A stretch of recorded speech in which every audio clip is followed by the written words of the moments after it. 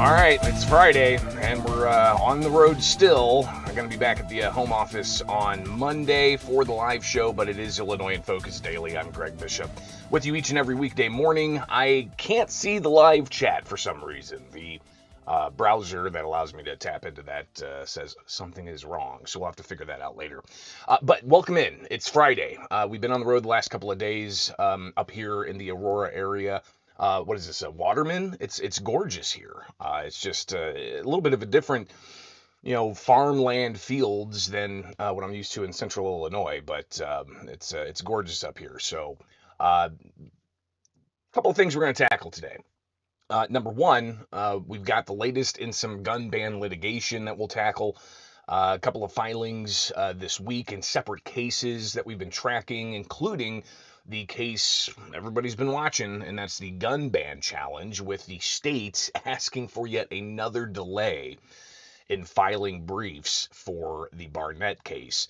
So we'll review some of that. Also in that segment, we'll take a look at the latest where a appeals court reversed a lower court order on whether or not illegal aliens, non-citizens in this country, can possess firearms. So that is another case that we'll tackle, with a appeals court order being handed down in the non-citizen firearm possession case.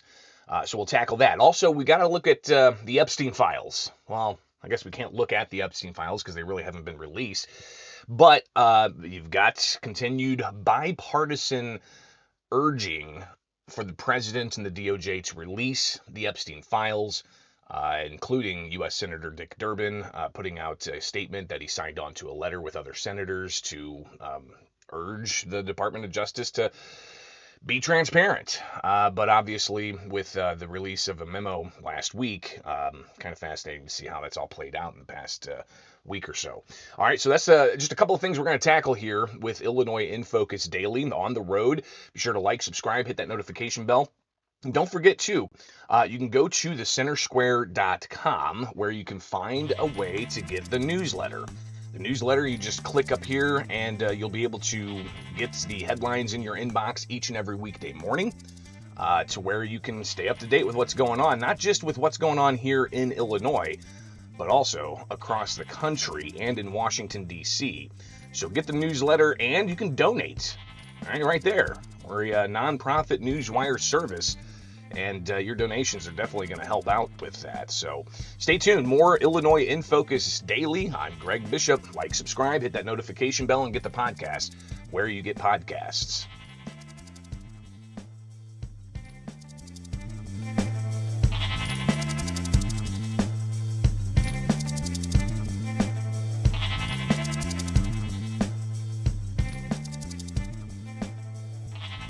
State of Illinois asking for another delay in filing their final brief to the 7th Circuit U.S. Court of Appeals in the gun ban challenge. It is Illinois in Focus Daily. I'm Greg Bishop. Like, subscribe, hit that notification bell, and join us each and every weekday morning here for more Illinois in Focus Daily. So we've got that case we're going to look at, but another case that the appeals court took up and made an order on was whether or not non-citizen aliens in Illinois or in the U.S. can possess firearms if they're here illegally.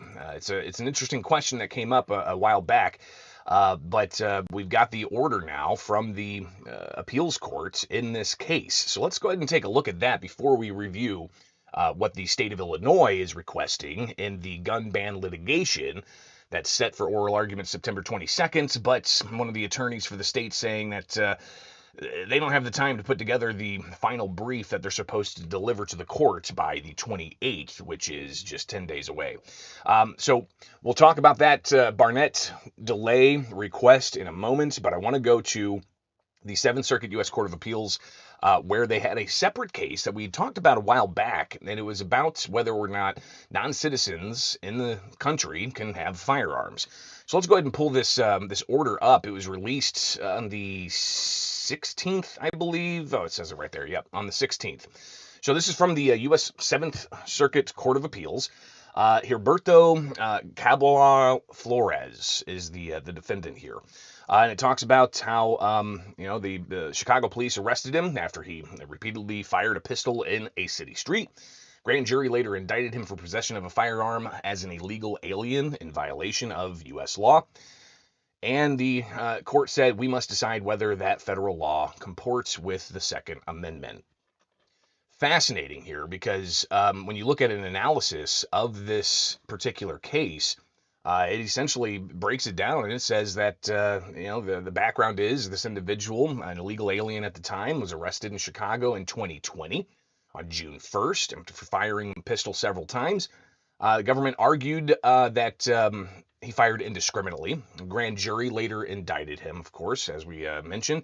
And the district court, where we talked about this before it got to the appeals court, the district court rejected the challenge of the law on its face that illegal aliens couldn't have firearms.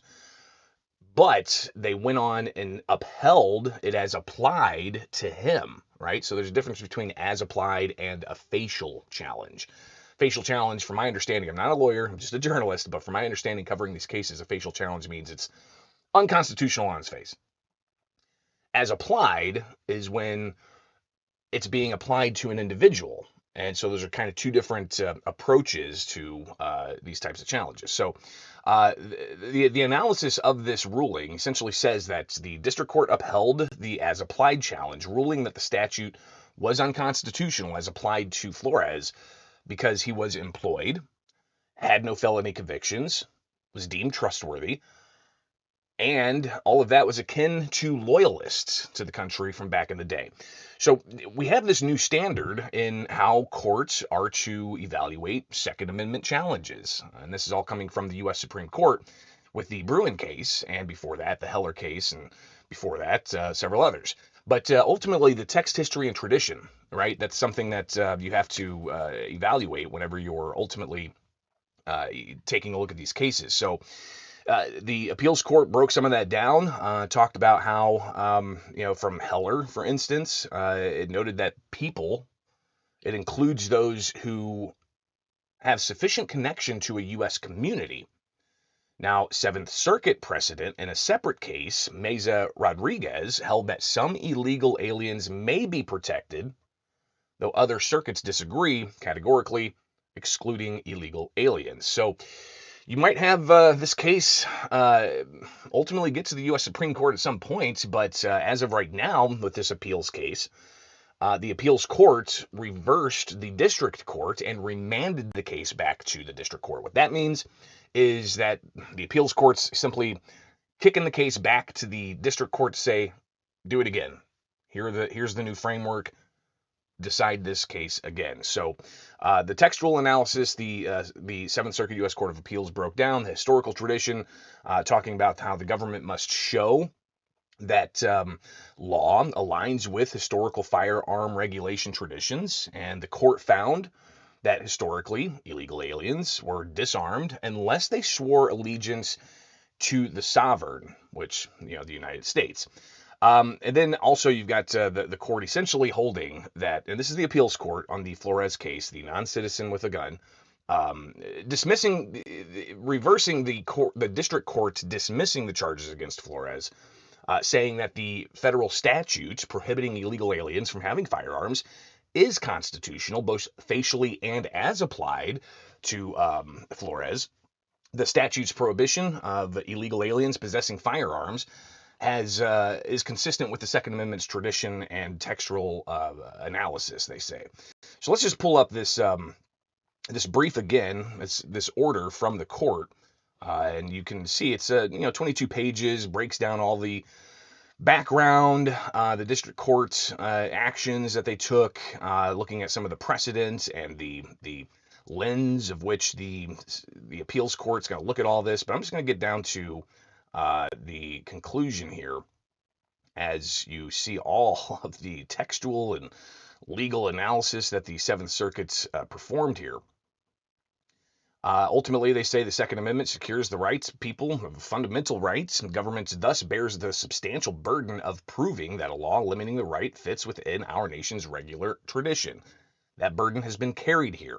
The district court's decision to dismiss the indictment against Flores is reversed and the case is remanded for proceedings consistent with this opinion.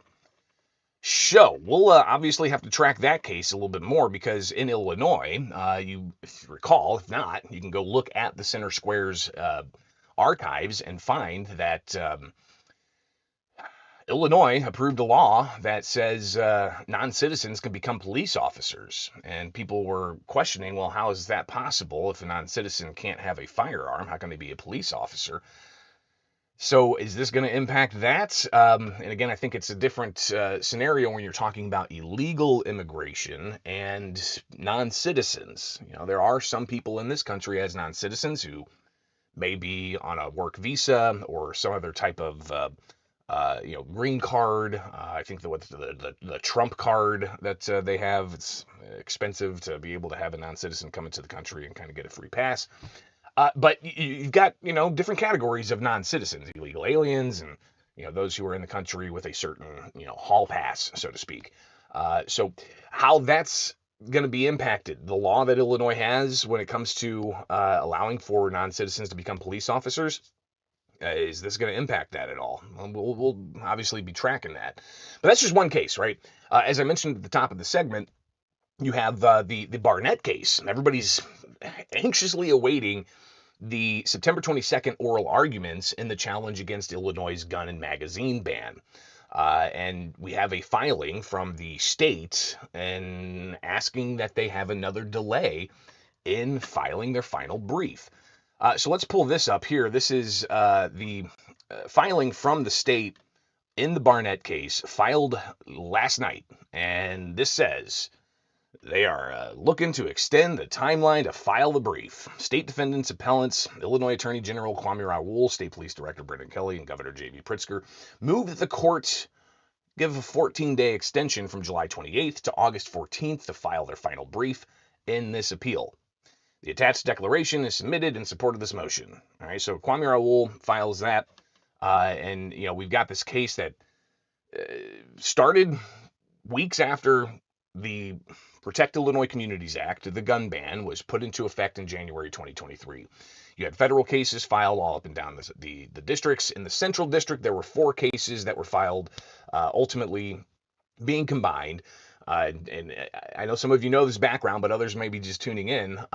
You had the preliminary issues, the initial requests for injunction while they deal with the question. That was approved by the district court in 2023, went all the way up to the appeals court, and then even up to the Supreme Court. But the Supreme Court said they're not going to take the case because it's not ripe. So it got kicked all the way back down to the district court to deal with the merits. And they had that 4-day bench trial in 2024, and District Judge Stephen McGlynn finding that the law was unconstitutional. Now it's in the appeals court, and here we are with oral arguments set for September 22nd. The state defending the law, essentially saying that unprecedented societal concerns about mass shootings, why the law is necessary, and they're trying to ban dangerous and unusual firearms. Plaintiffs say you can't ban commonly owned firearms. They say that text, history, and tradition doesn't allow for Illinois' law to be upheld.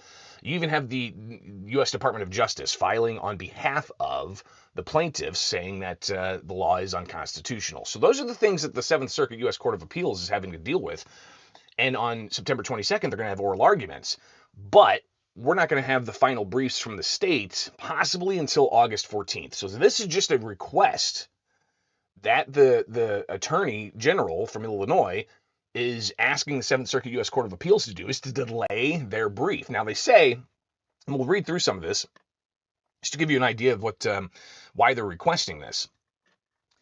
So this is from Megan Brown. She's the Assistant Attorney General, and I did look up how much she makes, and it's $91,900 a year from the Comptroller's database as the Assistant Attorney General, Megan Brown. But continuing on here, you'll see that she lays out that she's the Assistant Attorney General. She's been handling this case. The state defendants' appellants reply is due by July 28th.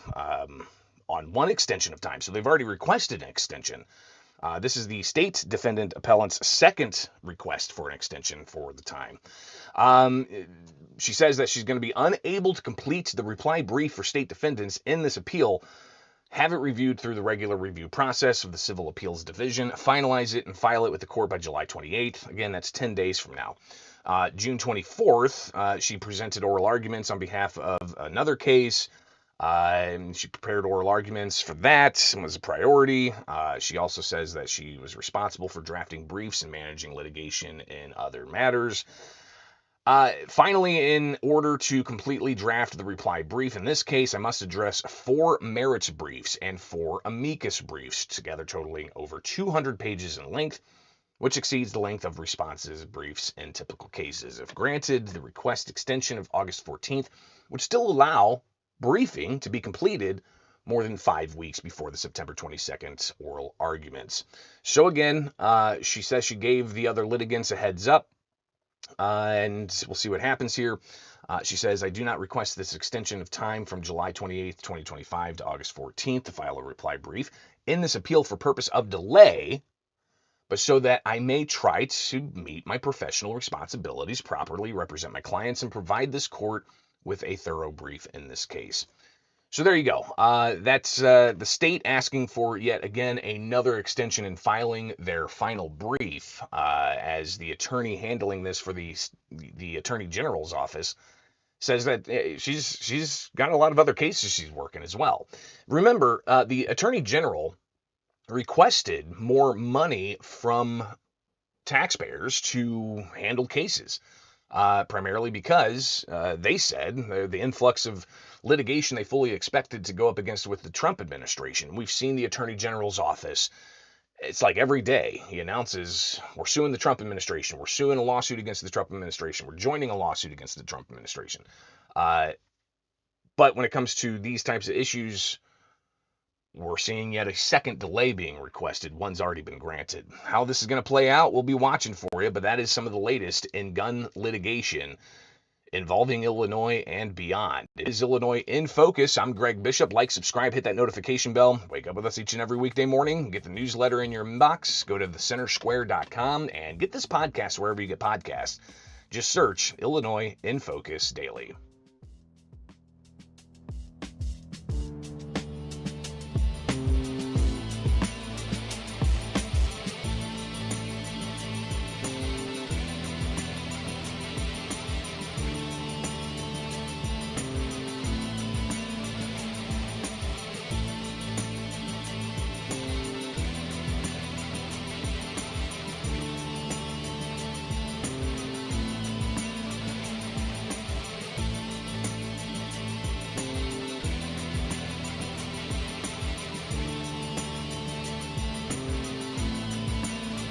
Well, you've got the Epstein files still not released and people clamoring for more information and transparency as the Trump administration simply says they're being transparent. There's nothing there. It is Illinois in Focus Daily. I'm Greg Bishop. Like, subscribe, hit that notification bell, and wake up with us each and every weekday morning for Illinois in Focus Daily. I'm on the road, and of course, we'll be back at the main studio, back in my home studio on Monday. But it's nice to be able to get out and kind of spread my wings a little bit and enjoy some of the rest of the state. This state is so big, by the way. My gosh, it's. There's a lot of roads, hundreds, thousands of miles of road. Anyways, so you have the U.S. House. They had some debate back and forth in a committee hearing to try to get the Epstein files released. You had even bipartisan support for releasing the files. But what do we have? We've got quite frankly, the back and forth continuing. The U.S. Department of Justice earlier this month released a memo that essentially said that Epstein did not have a client list, that there was 300 gigabytes of material that was really just child sex pornography and some troubling things, and the Epstein client list was non-existent. They said that there was also no credible evidence that Epstein blackmailed prominent individuals as part of his actions. We did not cover evidence that could predicate an investigation against uncharged third parties. So you remember even earlier this week, the Trump administration being asked about this, and Pam Bondi being asked about it, and even the president being asked about it, the president poo-pooing the idea and saying, who cares about Jeffrey Epstein anymore? He was a horrible person, and so on. But you've got a bunch of U.S. senators and even members of Congress from both parties actually fighting to have the release of this information. Senator Dick votes reflects the urge to provide transparency and accountability with respect to the Epstein files. There's no reason to wait until the bill of amendment makes its way through Congress. We call upon you to file the bipartisan directive of the Appropriations Committee and release the Epstein files without delay. The case of Jeffrey Epstein is deeply disturbing, with horrifying sexual abuse of over 1,000 young women and girls, from the lenient plea deal he received in Florida in 2008 to the end of his case and his death in prison in 2019. Survivors of his abuse have been denied full accounting of his crimes and the justice they deserve.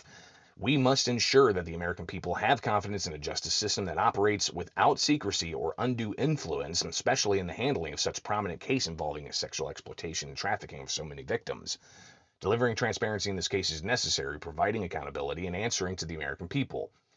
So you've got the letter here, again, signed by a whole host of people. You got Chris Van Hollen, Senator Durbin, and again, Republicans and Democrats across the spectrum calling for the release of the files.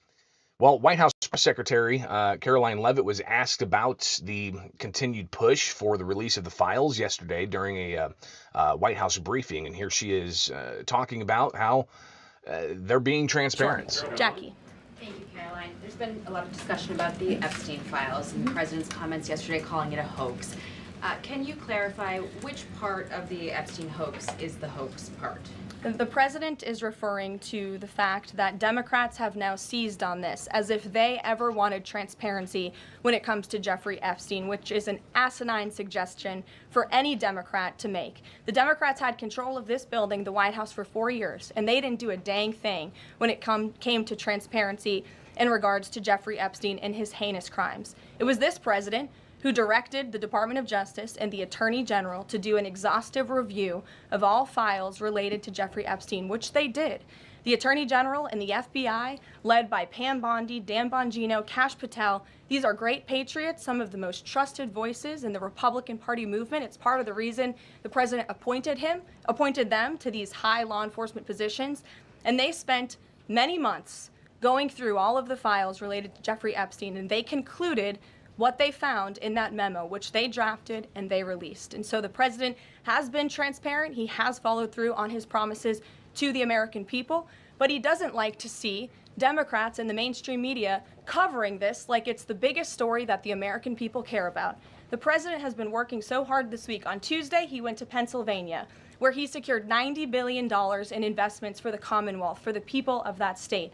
After that, he came back to the Oval Office at 8 p.m. He went in there to whip votes to get the Genius Act signed into law. And because of his efforts, that bill is now going to be signed and passed. The following day, yesterday, he meets with a foreign leader, the King of Bahrain, to secure more investments into this country. And then yesterday afternoon, the president is in the East Room of the White House mourning with parents who have lost their children because of fentanyl, signing a bipartisan piece of legislation. And not a single cable network in this country took that event live and covered that event like they should. Those are the issues the president cares about. What could be more important to the American people than helping families who have lost their children? Those are the issues this president is going to remain focused on. I'll just interject briefly here that there's a lot of interest, bipartisan interest, for the files to be released. Listen, I heard about the Jeffrey Epstein case back in feels like 2010 or something like that. It was after his 2008 conviction down in Florida, where he got a very lenient sentence. But there was a lot of alternative media at that time, which now more and more seems to be becoming more of the mainstream. But alternative media at that time was talking about Jeffrey Epstein and the connections he's had with powerful people. A lot of people pointing to tons of pictures that Epstein has with Donald Trump, and video of them at parties and, rubbing shoulders. And you've got, the Bill Gates connection to Jeffrey Epstein. You've got the Bill Clinton connection to Jeffrey Epstein. You've got a whole host of other individuals. Who's that? Prince Andrew over from the UK. So there's a lot of interest here and questions about, was there a blackmail operation? Who are these powerful people, consorting with the likes of a child predator like Jeffrey Epstein? And other people are asking questions about Ghislaine Maxwell, Epstein's partner in this, and she's serving prison time. She says that she's, willing to talk, according to media reports, and the possibility she could possibly even testify in front of Congress. There's a lot of interest in this, and getting transparent oversight of, who may have been involved with Epstein and to what degree. And the idea that nobody's interested in this is kind of fascinating, because there's a lot of people interested in this, especially those who have heard about this case since 2010, 11, 12, about the island that he had in the what they called Lolita Express. And Trump and his surrogates during the election talked about how they would be releasing the files. And the fact the files weren't released, and you get this memo saying there's no client list and we're not going to release any of this horrible crime video because it's not right for the public to see any of that. You've got still people wanting some kind of files to be redacted. For instance, the idea of having some court filings that are under seal be released. The White House was asked about that yesterday. Should that be done? You do have some prominent figures, including the Senate Majority Leader, the House Speaker, voicing support for the files to come out. Representative Massey collecting signatures that would force a discharge petition for a vote on the floor for this. It doesn't seem to be going away. What is stopping the administration from just redacting any sensitive information, grand jury information, and putting out what is appropriate so that the American people can decide and then let this story die? Well, in terms of redactions or grand jury seals, those are questions for the Department of Justice. Those are also questions for the judges who have that information under a seal. And that would have to be requested, and a judge would have to approve it. That's out of the president's control. He has said, in agreement with some of the leaders on Capitol Hill, that if the Attorney General and the Department of Justice come across any... Those are questions for the Department of Justice. Those are also questions for the judges who have that information under a seal. And that would have to be requested, and a judge would have to approve it. That's out of the president's control. He has said, in agreement with some of the leaders on Capitol Hill, that if the Attorney General and the Department of Justice come across any other credible evidence, they should provide that to the American people. The president has said that, and he agrees with them on that. Why did he fire Maureen Comey? The Department of Justice did, and I would defer you to them. Dasha. That's an interesting question that was asked there at the tail end. Why'd you fire Maureen Comey? If you didn't know, James Comey, the FBI director, has a relative that was working this case in particular, and also was involved in the P. Diddy case, apparently. Pretty fascinating. But here we are. No Epstein files released, despite the bipartisan support to do so. Are we ultimately going to have any revelations, or is it just going to be something that continues for a couple of decades until all of a sudden there's a commission to release all this information, as we've seen with like the JFK files and the Martin Luther King files and so on? All right, it is Illinois in Focus Daily, but one thing that Congress did do yesterday is they passed the rescissions bill to the president's desk. That rescissions bill, $9 billion, including cuts to national broadcasting stations, PBS, NPR, local public radio affiliates. So kind of interesting to see that. Expect the president to sign that today. It is Illinois in Focus Daily. I'm Greg Bishop. Thank you so much for being with me each and every weekday morning. It's fun to be on the road. It's a little hectic at times. Sorry if I was a little late for the live show, but hey, it is what it is. It's Illinois in Focus Daily.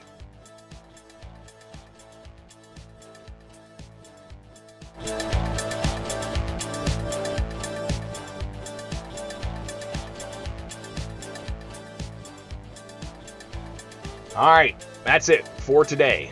Happy Friday. Still have some things I need to do with the camper to get it. What I have set up now is like a really temporary hotel setup, right? If I'm going to stay at a hotel, I'll have this set up. But I think I need to get a few more pieces of equipment in here, maybe a second camera just to mix things up.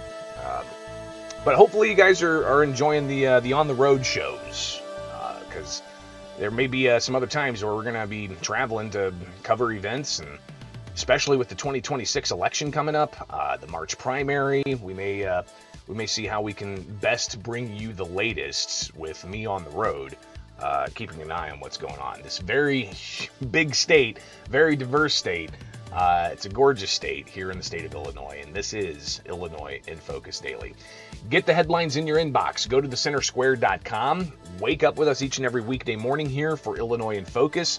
And don't forget to get the podcast where you get the podcast. Just search Illinois in Focus. We got the weekend edition coming up and some other special stuff as well. So you will have plenty to get through the weekend until we're back together live Monday.